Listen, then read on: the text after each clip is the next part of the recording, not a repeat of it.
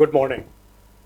Ladies and gentlemen, the background for this panel discussion has already been set up by Manjeet.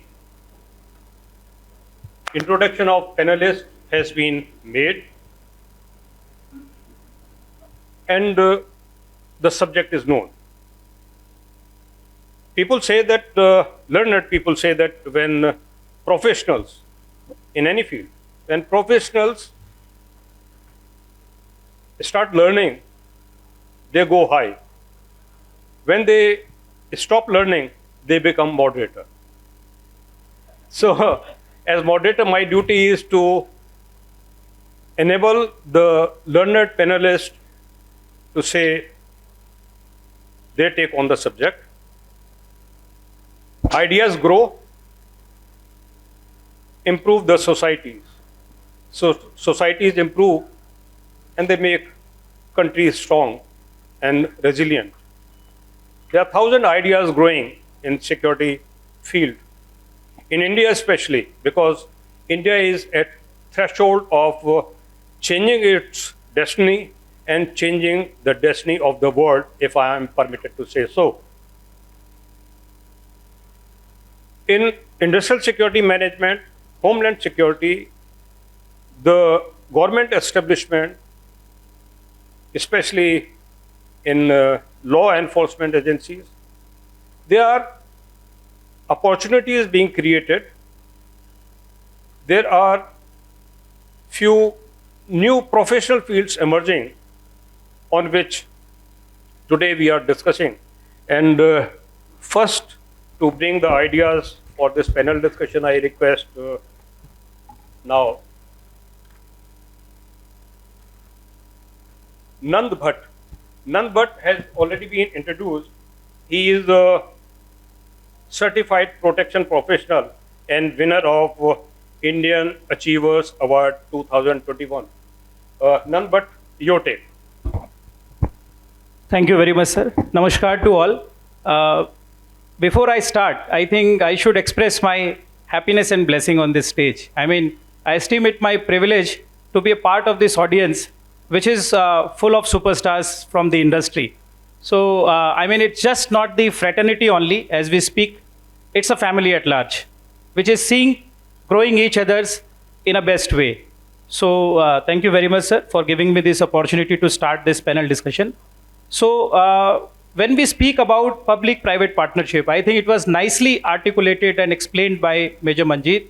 But at the same time, I think first we should, just to put a context, I mean, public-private partnership, what does it mean? It means you have a public sector one side, you have a private sector one side, and if they are collaborating with each other to make the society a better place to live, to secure the complete geography of India in a better way, so they start collaborating with each other. So this is what public-private partnership is all about. And if we speak about, I mean, we have heard a lot, I mean, in our daily routine also, we have heard that when we work in silos, the results are not that good. We have to work together in a team to get the better results. And same thing applies to our industry also, security industry also. As Professor Gill has also mentioned, a lot of people, they don't speak.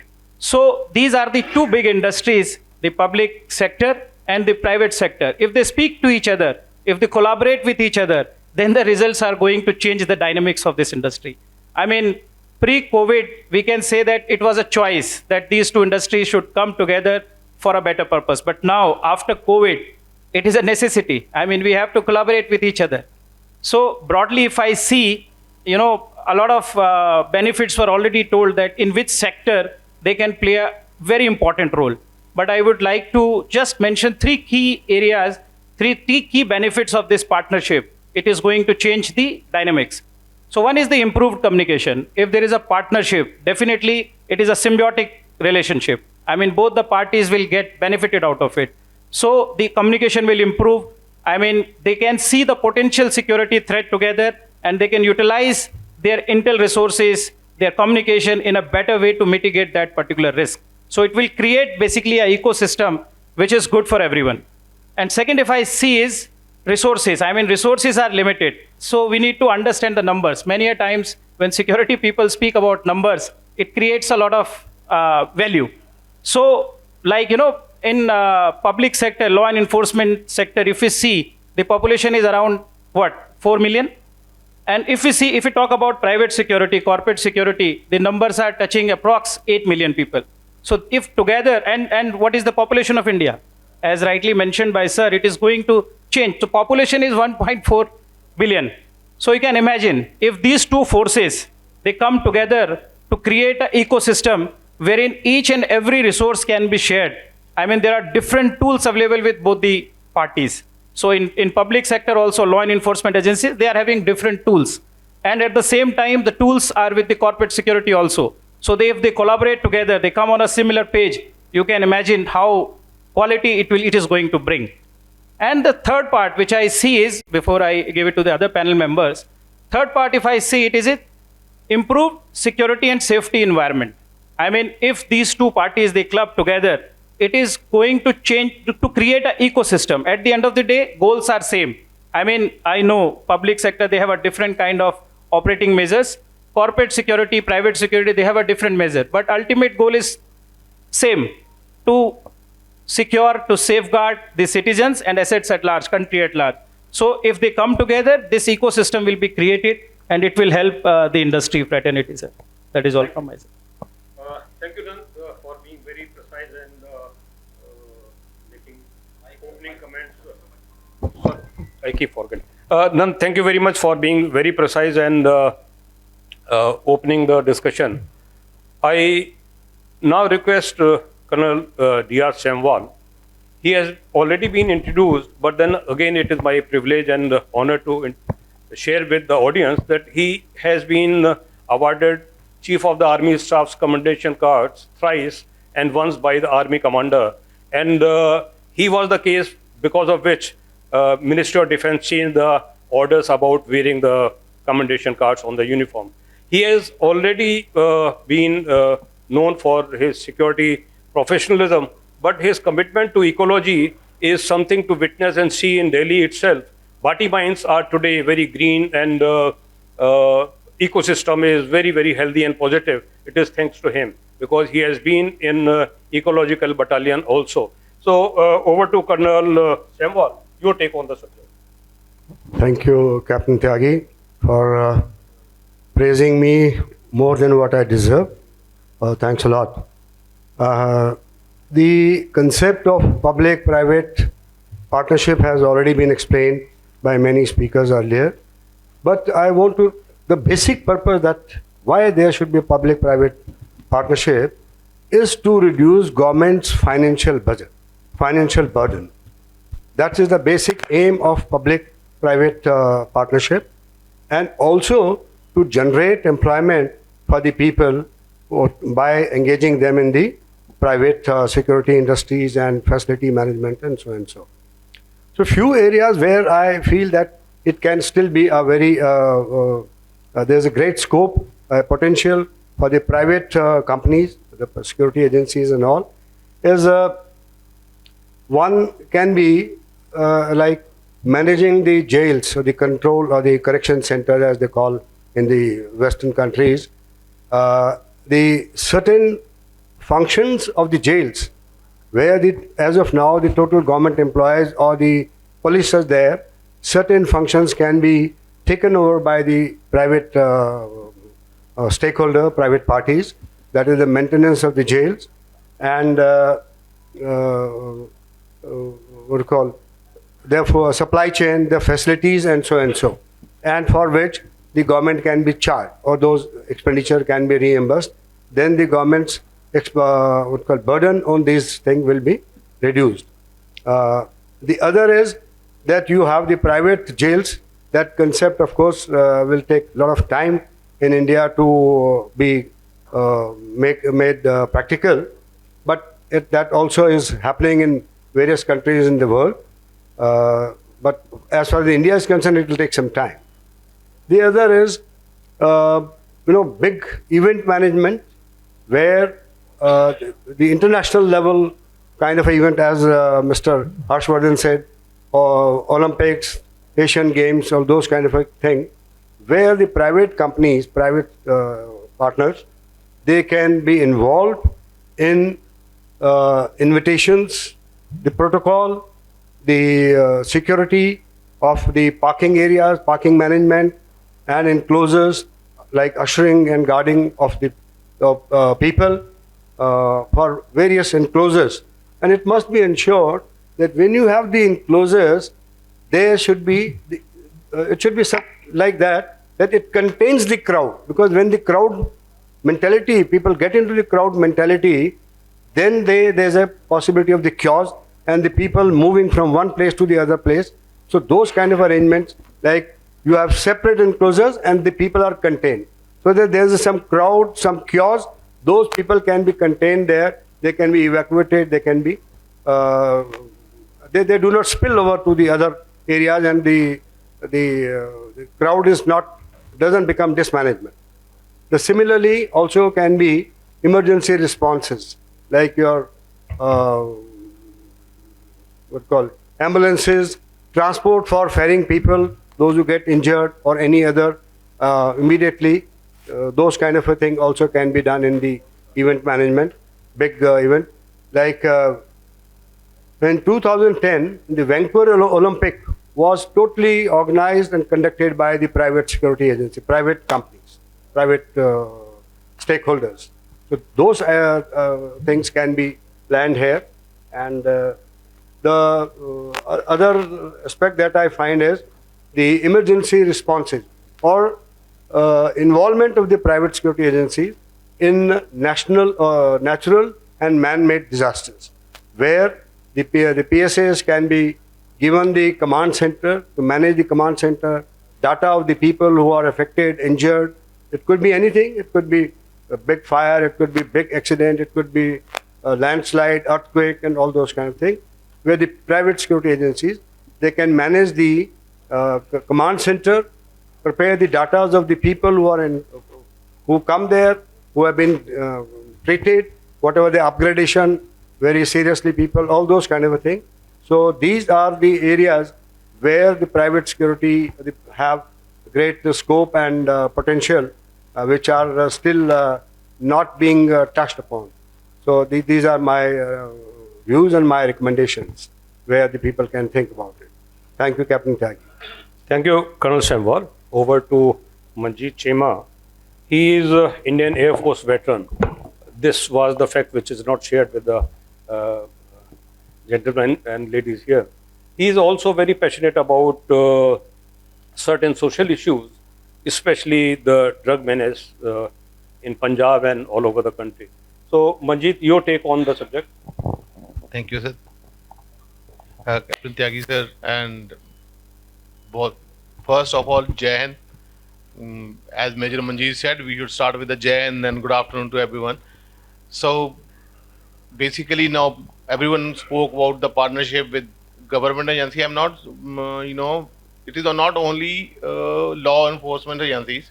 We can partnership with the fire department and health also, because these are three major things where we private security companies can penetrate. Because first, all the airports, if I start with, were guarded by the police, local police. Then they came up with the CASF. So now private security company has been introduced at many airports.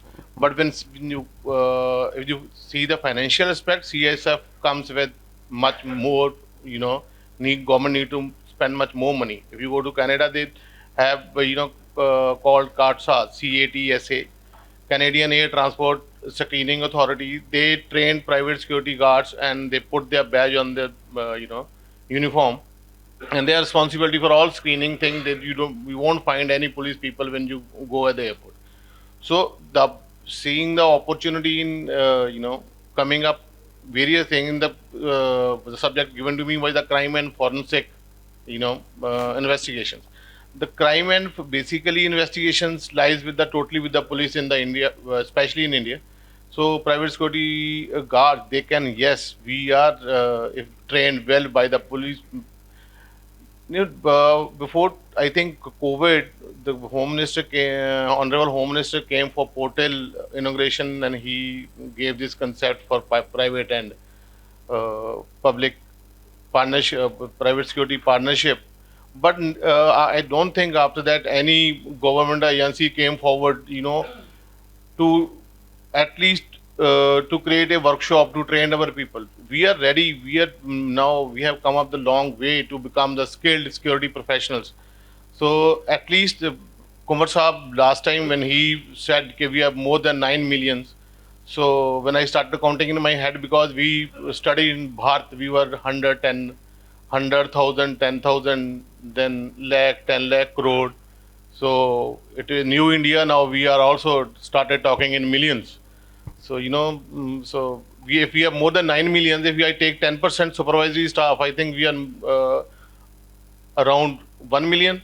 So we can these people can be trained for these investigations, and especially go with the forensic, their physical evidences that can be protected by the private security professionals. There's a long vast area where we can be deployed, we can be utilized, and even on the highways. So now if you can find, India is a place of dharnas. So we don't have that much police force that can make physical barriers. We can use for the physical barriers to surveillance. But the surveillance monitoring system, we can do that. GPS. There were so many areas where we can use the private security agency to work with the government, and it will minimize the cost for the government also. Even in the railways, metro introduced private security setup little bit, but in the railway also we can be used for replace ESF very easily on the airports, on the platforms, to control the passenger movement, goods, and on the borders. Even private security can take up for the patrolling, monitoring, surveillance area to stop the cross border traffic, goods, contraband. So many things we can do if government can give us that platform. Some companies are doing now. There's a drone service, a new came up, and some companies are doing it, and some companies they are doing with the dog squads also. On the Bangladesh borders, some people are deployed, but we have some Pakistan, Bangladesh, Myanmar, so many borders. Their private security agencies can be used, and they're the vast area, So for me, this the Captain Sabha, yesterday I was talking to him about the drug peddling system in India. There's a totally network in all the area around the metropolitan cities. So a drug problem not only in the Punjab, it is all around the you can say the globe, but maximum countries like Canada, America, they have legalized weed. So in one state of Canada, they have even legalized cocaine, 5-gram cocaine. But in our country, everything is contraband. And if we want to stop that, it is now biggest threat even than the terrorism, the drug mining. So our security force, security guards, those comes from the rural areas. Basically, they live in all surrounding metro areas. So they can be used to break the network, to get the information to give to the police. We just requesting the police to give them some kind of, if they can't give them any money, some kind of recognition. So if tomorrow there is a come up for the recruitment for police, paramilitary forces, they can be given some weightage. If some guy who is a supervisor or anything who give them this information to break down this network, so they can be given little bit of certificate or anything. So then security and profession will also become lucrative for the young generation. They can come up, okay, if I do good work here and do something for the country, he can be inducted into the police or force. Thank you, Manjeet. Thank you, sir. Thank you, Manjeet. Now, Colonel Kumar Vikram has been introduced already, but then again, I feel very happy and my special privilege to share with you that he has more than dozen of licenses and certifications, including to his credit is CPP, Certified Protection Professional, and PCI, Professional Certified Investigator.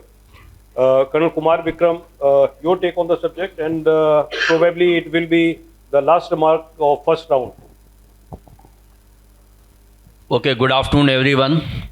And it seems to be a very long session. It started with the good morning and now it has come almost to the good afternoon.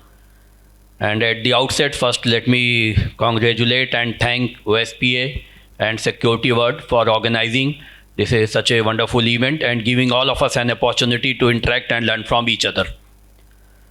So one of the best thing about being the last speaker is that whatever you want to say, it has already been spoken. So anyhow, I would like to continue for whatever from where it has been finished. When I talk about the security, it is a private security or it is the law enforcement agencies. The basic difference what we all have noticed is that law enforcement agencies, they are reactive in nature, and all security guards, they are preventive in nature.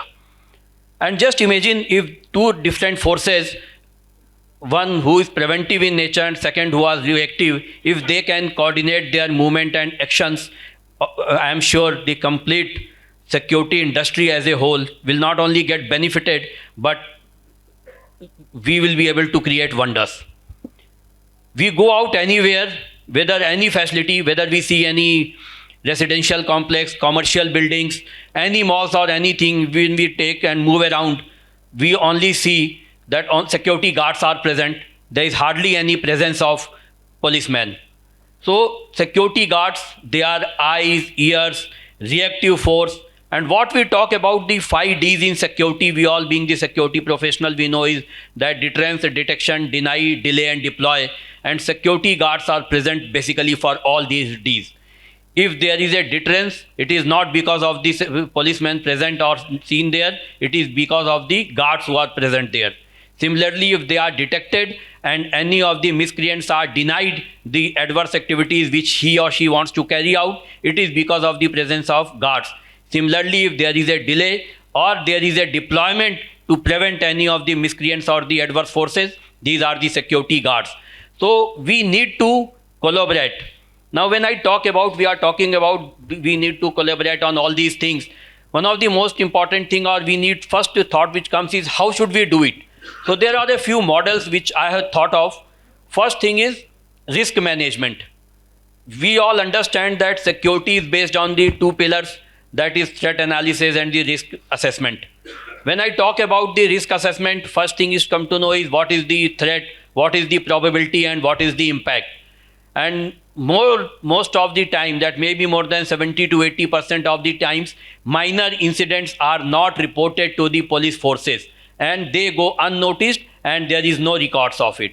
So if security guards present in an area, if they can carry out a risk assessment, they do not have that IQ level or the proficiency in carrying out all these things, but at least they can tell about the threat, likelihood of that threat and what is the impact.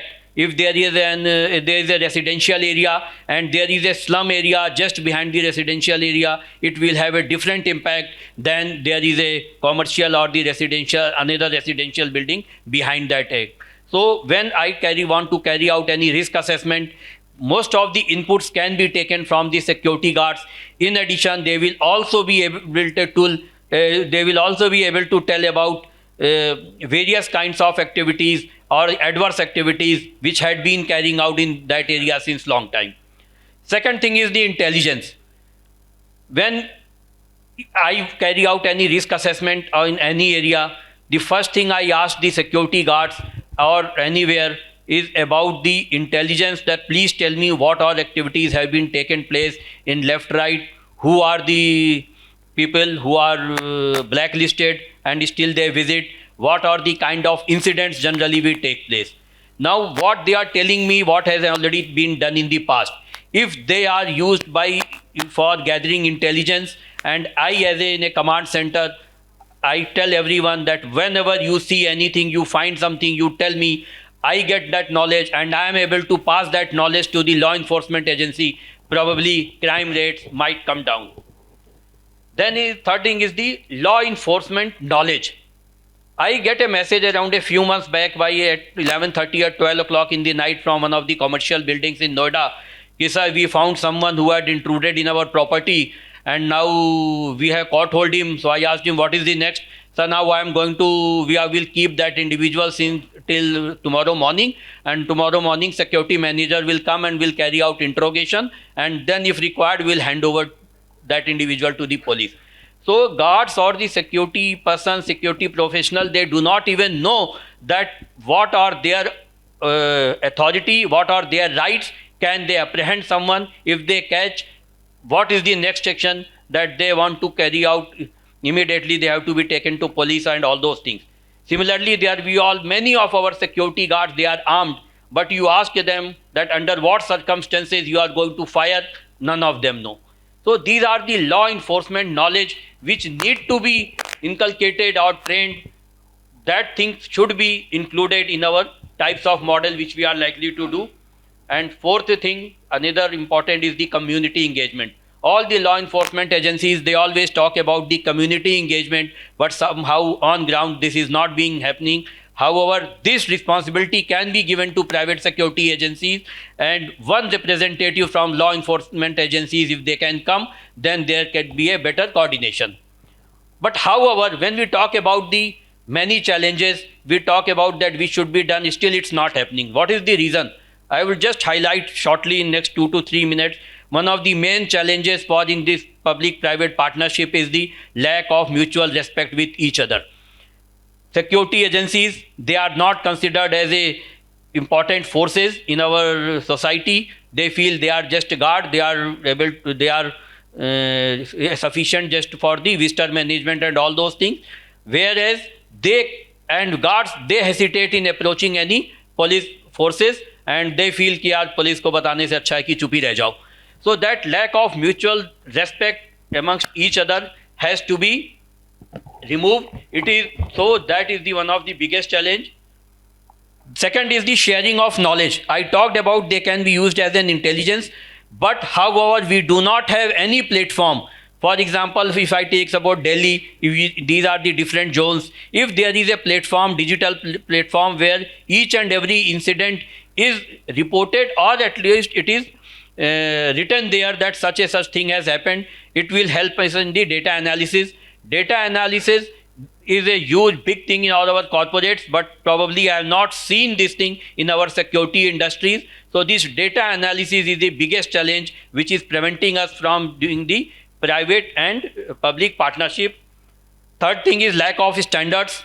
There are no standards for security professionals. However, there is a huge step which has already been taken. I am sure we all know, under Captain Kunwar, Vikram Singh and Captain Tyagi sir is deeply involved.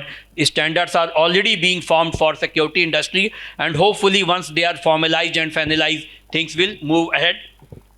And then what is the move ahead? What is the way ahead? How should we go about? First thing is coordination. This coordination need to be done whether on ground through security agencies and whether SP, SSP, subsequently with the security managers, with the SHO and all those things. So that coordination meeting is very, very important to stop the next point. Then third is info sharing. We need some platform where we can share our knowledge, we can share our concerns, we can share our intelligence, so that those knowledge can be utilized effectively. And last but not the least, cooperation and coordination. We need to adjust, respect and coordinate with all agencies to ensure that there is some effective public and private coordination. Thank you, sir. Thank you very much. Quick questions from the audience. Any point to be added or any? Yes, please.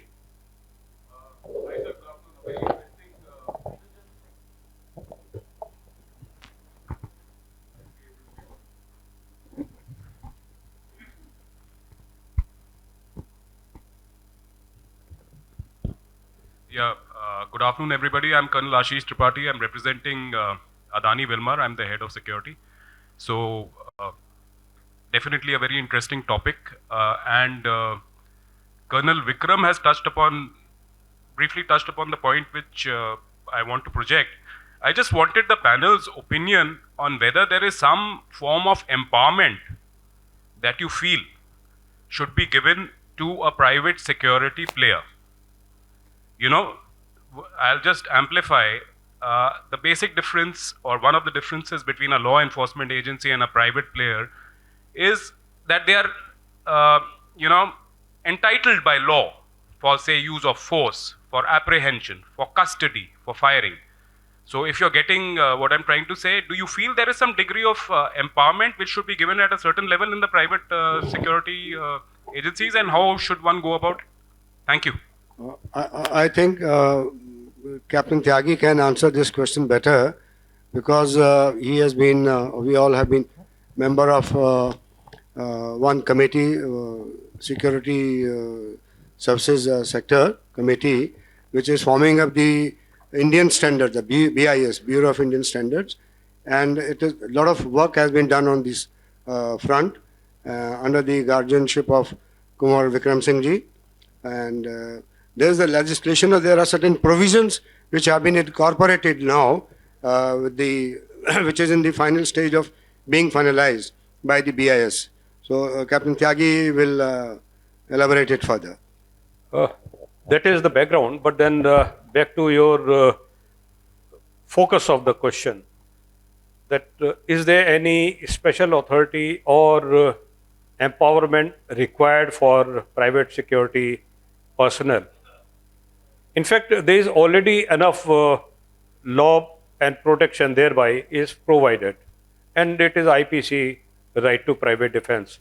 And more than that, I do not think anything else is needed. Only thing is that acceptability of private security players by the establishments, may it be in the field of homeland security, immigration control, airport security, highway or roadways, or inland waterways authorities, they need to accept that they are going to be equal partner, and that acceptability is needed, not the law or not the protection of the law, which is already available with the private security guards.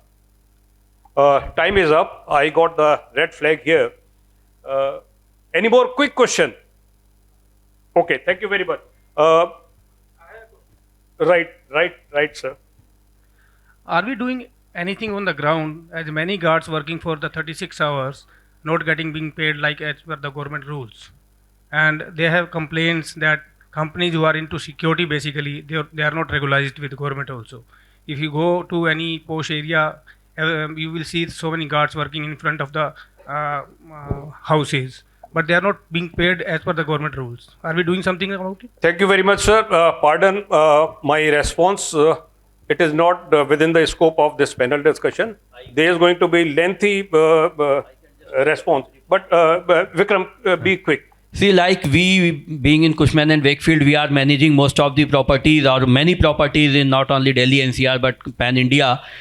So we, like most of the good companies, it's not only about Cushman, most of the good FM industries, they do not accept any contract where the client is not paying as per the government norms, or if they are not paying the minimum wages. But however, it is only a few of the residential areas where they don't want to pay. They do hire security guards, but it is not mentioned in the contract. They do not carry out a contract. You can say they are more used like a chowkidar, and it is unfortunately some of us only they are ready to provide.